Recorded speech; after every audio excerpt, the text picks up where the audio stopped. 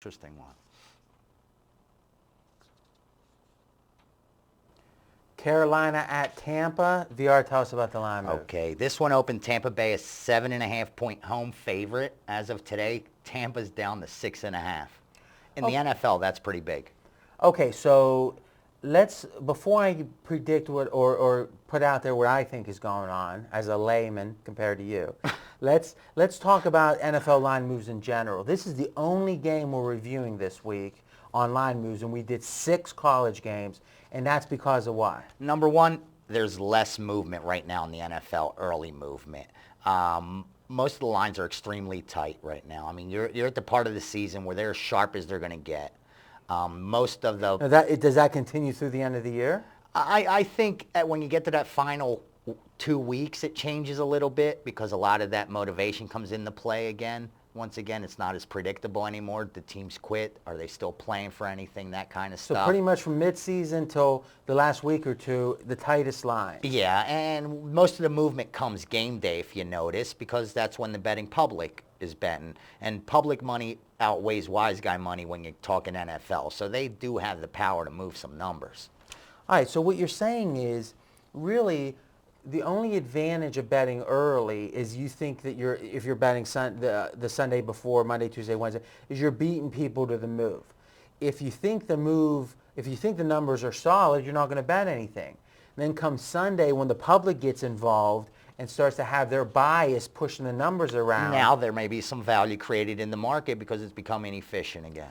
But you might not even necessarily see that action as a movement. So let's say, and tell me, and we haven't talked about this. You're 100% right. But let's say that the Jets. I thought the Jets this prior weekend was a good example. The money, the Jets got bet up. It was 3.5, and then it went up, and it finally touched 6 in some spots, if I remember right.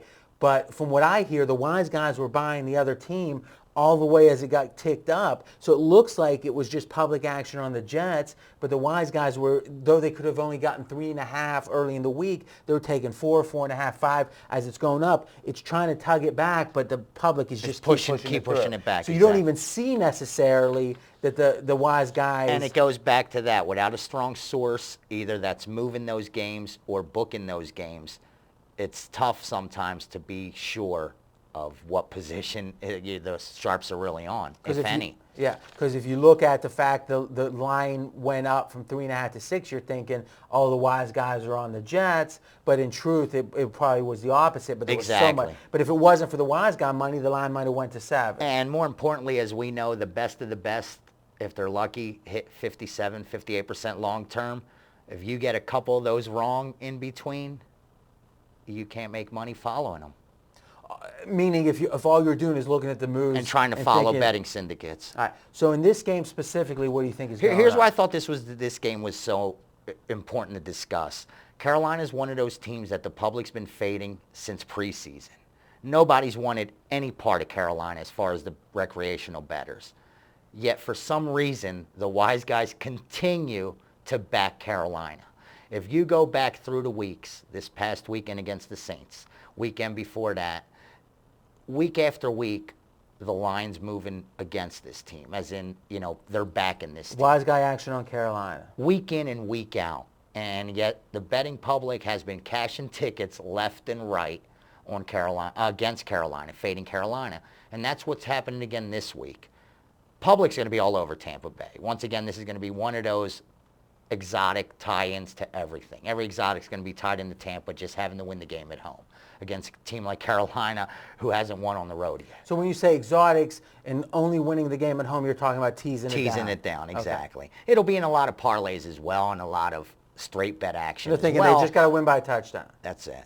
And it's going to get a ton of money now that it's under that touchdown. All right, so what I'm hearing then is I'm not so sure if the wise guys didn't touch it up that it wouldn't have been bet up come Sunday from 7.5 to 8.5 or 9. I'll tell you the truth. Really because I want no parts of this Carolina team. I got burned with them, I believe, 2 times, and I said I'm not the kind that's ever going to chase. If there's value, I'll bet a team 6 times. Put it that way. Yeah.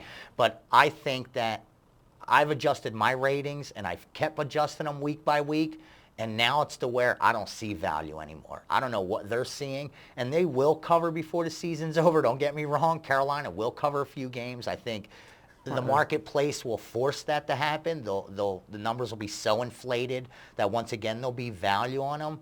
But even last week, when every sharp I spoke to, every wise guy I get information from, loved Carolina against the Saints. Loved them, loved them, loved them.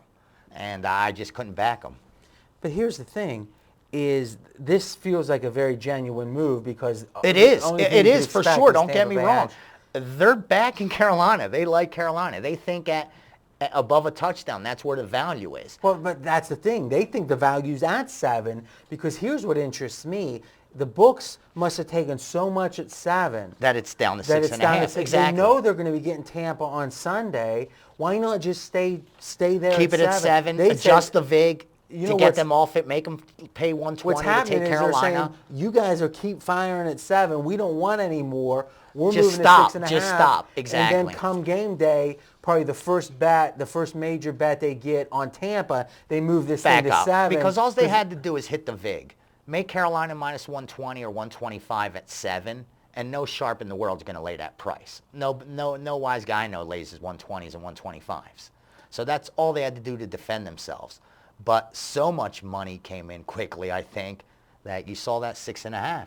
So here's an example again of where you can bet like a wise guy is if this game comes Sunday and then come close to game time, because the public bets more and more as you approach game time, is if it goes to 7.5. Sit back and you're getting the same number they did, if not better than half of them got. Because they were pounding it at 7. At 7, exactly. But I think the funny thing is this is probably the week Carolina wins outright. All right, so line prediction then is that it at least goes up to 7, if not 7.5, which means if you like Tampa, lay the 6.5 now. Now jump on it if you like Tampa side. And if not, wait till it's close to game time. I agree. All right, this has been a great week. We went over 7 games. Remember, you can get all of these videos at pregame.tv, and hopefully we'll be back next week with more line moves.